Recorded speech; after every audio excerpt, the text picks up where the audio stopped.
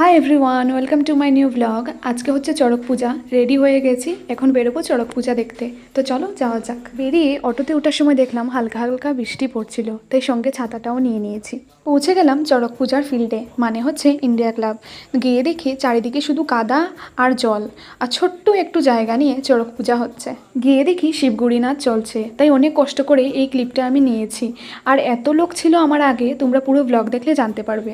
চারিদিকে এত কাদা, এত জল, আর এই ছোট্ট জায়গা নিয়ে চড়ক পূজা হচ্ছে, আর তার মধ্যে এতটা ভিড় যে আমি ভালো করে দেখাতেও পাচ্ছি না। আমরা একটু লেটেই গিয়েছিলাম, যার কারণে পুরো পুজোটা দেখতে পারিনি, তবে যতটুকু দেখেছি সেটা না হয় আমি আলাদাভাবে একটা চড়ক পূজার ব্লগ আপলোড করে দেবো, তোমরা দেখে নিও।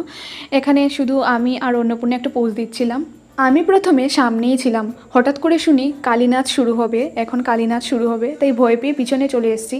আর আমার আগে এতটা কাদা, যদি কেউ ঠেলাঠেলি করে আমি এখানে পড়বো, এই চিন্তাটা করেই আমি একটা সেফ জায়গা নিয়ে নিয়েছি। এই তো কালী নাচ শুরু হলো, অনেক কষ্টেই রেকর্ডটা আমি করেছি। আমার আগে না লোকেরা ঠেলাঠেলি করছিল, দেখতেই পারছো। অনেক কষ্টে আমি ক্লিপটা নিয়েছি, ভীষণ সুন্দর হয়েছে। এখন আমি ঘুরে এসে ভিডিওটা দেখছি, বেশ ভালো লাগছিল। তখন তো অনেকটা ভয়ে ছিলাম সামনে দাঁড়িয়েছি বলে, বাট এখন খুব ভালো লাগছে যে আমি ভিডিওটা নিতে পেরেছি। কালী নাচ শুরু হওয়ার পর মনে অনেকটা ভয় নিয়ে সামনে গিয়ে তোমাদের জন্য কয়েকটা ভিডিও আমি করেছি, শুধুমাত্র তোমাদের সাথে শেয়ার করব বলে। আর এখন চলছে চড়ক পূজার অন্তিম পার্ট, যেখানে চড়ক গাছ ঘোরানো হয়। তো পুরো চড়ক পূজাটা দেখে বেরিয়ে আসার সময় প্রতিমা দর্শন করলাম, প্রণাম করে এখানে এসে আমরা আশীর্বাদ নিলাম, চরণামৃতও খেলাম।